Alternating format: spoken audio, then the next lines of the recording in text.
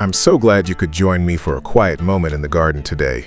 You know, the next time you're walking down your driveway, take a second to look at the little weeds pushing through the cracks.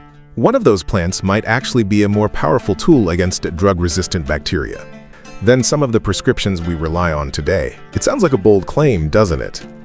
But this isn't just a theory. For thousands of years, this plant has been quietly healing infections across 4 different continents. In fact, back in 2018, researchers found that extracts from its leaves actually performed better than chlorhexidine, which is the gold standard disinfectant used in hospitals. Yet, for decades, the pharmaceutical industry has worked hard to make sure we only ever see it as a pesky weed. In 1950, Alexander Fleming, the man who gave us penicillin, stood before the Nobel Prize Committee with a heavy heart.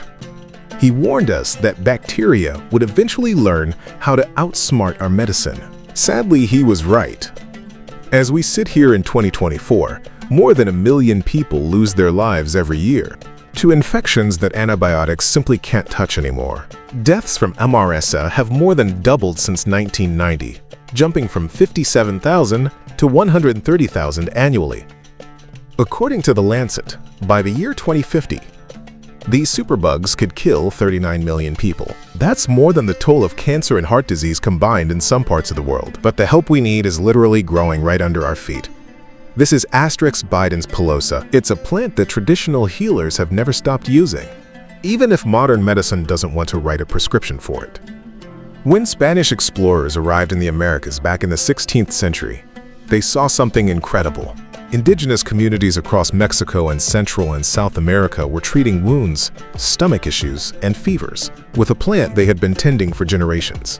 They called it names like achila or mosote. Meanwhile, across the ocean, Chinese healers had been utilizing the same plant since at least the 7th century, calling it xianfengcao to clear heat and toxins from the body. In Japan, it's a key part of compat tea for skin inflammation. In Uganda, the Bothamira people apply the fresh leaves to open wounds.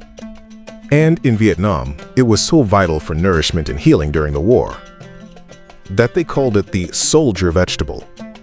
It's fascinating, isn't it? Cultures that never spoke to one another all reached the same conclusion about this one plant.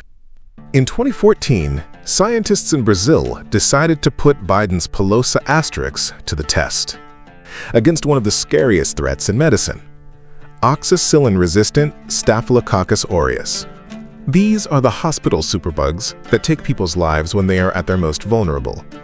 The researchers tested the roots, stems, and flowers against 60 different resistant strains. The results were stunning. The leaf extract stopped every single strain in its tracks, proving more effective than the high-grade antiseptics used in surgeries worldwide. Further studies in 2018 showed it could tackle waterborne bacteria that cause deadly diarrhea. And a 2021 study even found it effective against bacteria responsible for STIs and persistent fungal infections. It has even been shown to protect against pathogens that cause meningitis and urinary tract infections, the very things that send people to the emergency room. So why does it work so well? Science has identified over 201 active compounds inside Biden's pilosa, including 70 aliphatics and 60 flavonoids. Unlike a synthetic drug that attacks a bacteria in one way, this plant uses a multi-pronged strategy. It breaks down the bacteria's protective walls, interferes with their ability to communicate, and even prevents them from replicating their DNA. One of the most poetic things about this plant is its polyacetylenes. These compounds actually absorb ultraviolet light. This means that when you apply the leaves to a wound and let the sun hit it, the medicine becomes even more potent. Nature literally uses the light of the sun to activate its healing power. Even in food preservation, it's a powerhouse. A 2016 study showed that this extract kept ground beef fresher for longer than synthetic preservatives like BHT. The evidence is everywhere. Traditional wisdom was right all along. So why isn't your doctor talking about this? It mostly comes down to the way our systems are built.